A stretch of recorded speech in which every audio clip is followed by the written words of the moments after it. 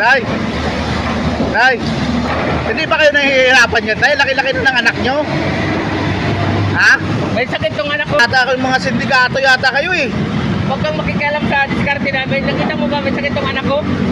Huwag naman kayong ganyan, tay. Dito nangingi lang kami. Hindi naman kami nagnakaw. Ikaw may sakit yan oh. Alam mo, Parang hindi naman po eh. may sakit na epilepsy to. Huwag ka naman kayong ganyan, tay. Parang ano naman ginagawa nyo eh. Hindi naman makatarungan yung ginagawa nyo. Parang ano naman eh. Panuluko yan sa kapwa ginagawa nyo. Paano sinasabi mo nangihingi lang naman kami kung magbibigay sila o hindi? Ano nito sa anak ko? Pang ano ng gamot? Nahiya man lang sa ginagawa nyo yan, tay. Huwag makapagsalita ka. Masyado kang magpapulog ka. Hindi na bata yan eh. Kaya nga, may sakit ka ito. Kaya kailangan ko na pambili ng gamot. Tingnan mo yan, oh. Oh. Hindi na nga kayo nagbigay. Ganyan pa sabihin mo. Ang laki-laki na ng katawan nyo, oh.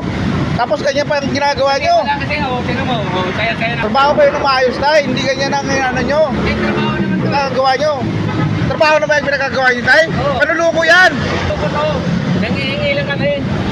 Oh, Saka wag kang makikialam sa amin. bakit? Alam sa ano namin. Dapat i-report kayo pag mga ganyan eh. Report, nangihingi lang kami ng mais dito. Dapat ipadapot kayo pag ganyan ang ginagawa nyo dito eh.